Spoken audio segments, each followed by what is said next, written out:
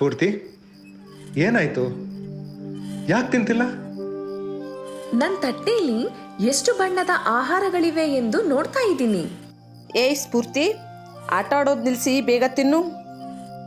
ನಾನು ಆಟ ಆಡ್ತಿಲ್ಲ ಅಮ್ಮ. ಇವತ್ತು ಶಾಲೆಯಲ್ಲಿ ಆಹಾರ ವೈವಿಧ್ಯತೆ ಬಗ್ಗೆ ಕಲಿಸಿದ್ರು. ನಮ್ಮ ಊಟದಲ್ಲಿ ವಿವಿಧ ಬಣ್ಣಗಳ ಆಹಾರ ಇರಬೇಕಂತೆ. ಅದಕ್ಕೇನೆ ಈ ಊಟದಲ್ಲಿ ಯಾವ ಯಾವ ಬಣ್ಣಗಳ ಆಹಾರ ಸೇರಿಸಿದ್ದೇವೆ ಎಂದು ಗಮನಿಸ್ತಿದ್ದೇನೆ. ಊಟದ ಬಗ್ಗೆ ನನಗೆ ಪಾಠ ಹೇಳಬೇಡ, ಸುಮ್ಮನೆ ತಿನ್ನು. ಅಮ್ಮ, ಸ್ಫೂರ್ತಿ ಸರಿ ಹೇಳ್ತಿದ್ದಾಳೆ. ಆಶಕ್ಕ ಕೂಡ ಅದೇ ಹೇಳಿದ್ಲು.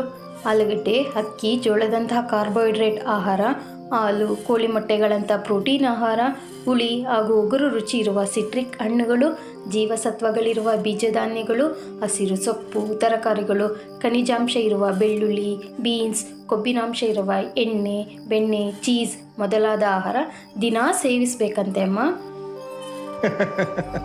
ಲಕ್ಷ್ಮಿ, ಸ್ಫೂರ್ತಿ, ನಿಮ್ಮಮ್ಮ ಇದನ್ನೆಲ್ಲ ಮಾಡಿದ್ರೆ ತಿಂತೀರಾ? ಪಾನಿಪುರಿ, ಗೋಬಿ ಮತ್ತು ಚಿಪ್ಸ್ ಮೊದಲಾದ ಜಂಕ್ ಫುಡ್ಗಳನ್ನು ತಿನ್ನುವುದು ನಿಲ್ಲಿಸ್ತೀರಾ? ಅಪ್ಪ, ನನಗೆ ಪಾನಿಪುರಿ ತುಂಬ ಇಷ್ಟ. ಆದರೆ ದೇಹ ಮತ್ತು ಮನಸ್ಸು ಆರೋಗ್ಯವಾಗಿ ಬೆಳೆಯಲು, ಶಕ್ತಿಯುತವಾಗಿರಲು ಮತ್ತು ಸೋಂಕುಗಳ ವಿರುದ್ಧ ಹೋರಾಡಲು ಆರೋಗ್ಯಕರವಾಗಿ ತಯಾರಿಸಿದ ಸಮತೋಲಿತ ಊಟವನ್ನು ತಿನ್ನಬೇಕು ಎಂದು ಈಗ ನಾನು ಅರ್ಥ ಮಾಡಿಕೊಂಡಿದ್ದೇನೆ. ಹೌದು ಸ್ಫೂರ್ತಿ, ಜೊತೆಗೆ ನಾವು ಸಾಕಷ್ಟು ನೀರು ಕುಡಿಬೇಕು ಮತ್ತು ಯಾವುದೇ ಹೊತ್ತಿನ ಊಟ ಬಿಟ್ಟುಬಿಡಬಾರ್ದು. ಅಕ್ಕ, ನನಗೊಂದು ಉಪಾಯವಿದೆ. ಮನೆ ತೋಟ ಆರಂಭಿಸೋಣ.